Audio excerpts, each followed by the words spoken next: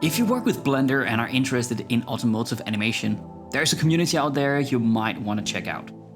In fact, everything you see in this video was created by the members.